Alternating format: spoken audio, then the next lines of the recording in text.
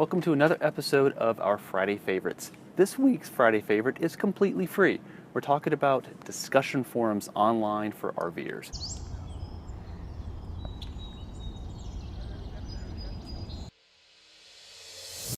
We use the Air Forums, but there are all kinds of discussion forums for any kind of RV you may have.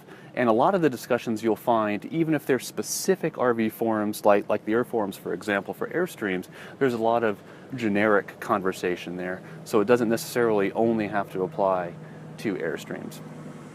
And online forums, you'll find a wealth of information because the problem that you had, you probably aren't the first person to have that particular issue. Everybody has the same types of problems and they like to talk about them and offer solutions to others. For example, before we even got this thing, I was curious about whether a manual transmission Dodge Ram would work for us, whether there's problems with backing up, especially with having to work the clutch and all that. So I went online and got really good information and I ended up going with a manual transmission truck. So in this episode, I'm going to bring you online with me at my computer and we're going to take a look at what you can find out.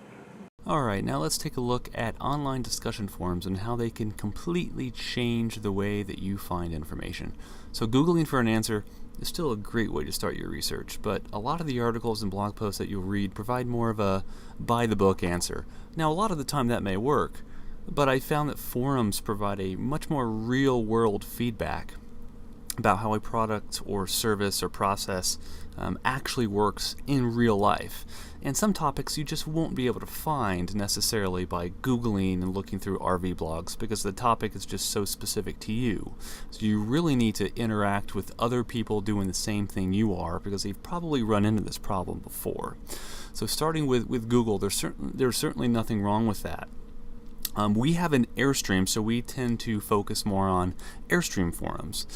So our Airstream forum looks like this.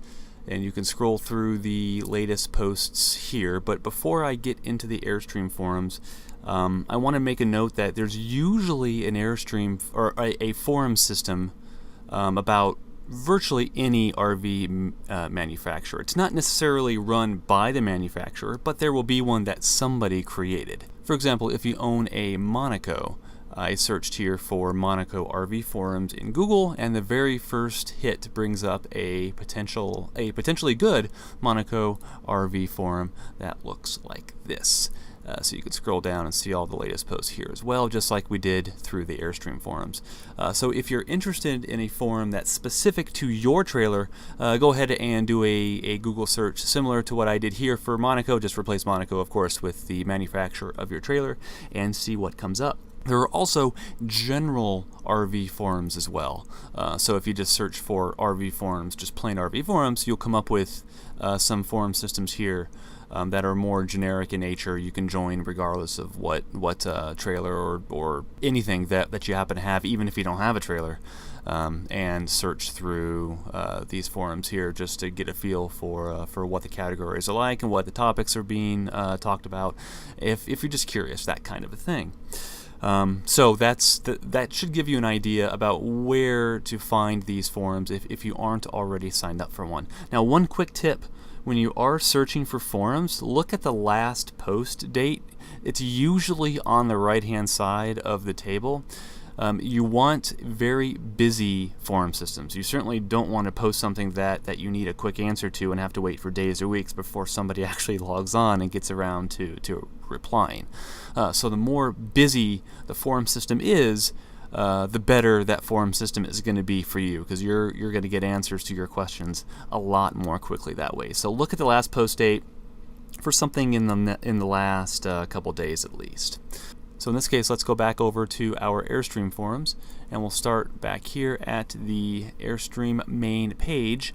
And as you can see, it's broken out into particular categories, so you can dive down into each one depending on what information you are looking for. And sometimes subforums will be available underneath some parent categories here. And this is all very specific to the forum that you're currently looking at. So they won't all look like this depending on the forum that they use and how they set everything up. Now, in addition to just browsing through forums like this and going through some posts and looking at what people are talking about. If you have a very specific question, this is where forums really come in handy. For example, I was planning on a long drive up to Oregon to get our solar installed, which we're doing in November. So I posted this message, as you can see, quite some time ago. And I got 3 pages worth of responses. Now, I was curious about how the drive up through I-5 is going to work, how long it usually takes, how long people estimate the drive will take when you're pulling a trailer.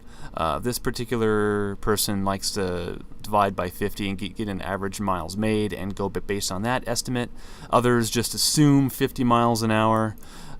This guy assumes at 50 miles an hour. This guy assumes 50 miles an hour. Someone else down here, I think, is 60.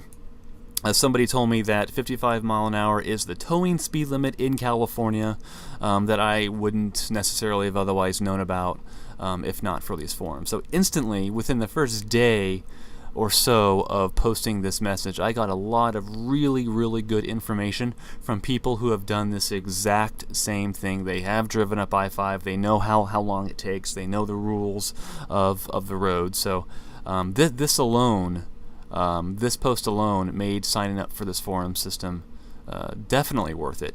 Of course, it's completely free. I did not pay a dime for this. Most forum systems you will not have to pay to sign up for, so do not expect to fork out money when you go through this process. But I hope that gave you a good introduction into online discussion forums and how to find them, what to look for. You'll probably find one that is specific to your RV, but even if you don't, like I said before, there's a lot of specific, or general rather, RV forums like this one, for example, at rv.net, and I just found that one via a very simple RV forums Google search. But you could do your own search, look through forums, see what looks best to you. Especially look for busy forums, because that means you'll get answers to your questions, and just kind of look through everything and see what you can find. And for example, here's a category about full-time RVing. So if you're interested in full-time RVing, this particular forum might be helpful.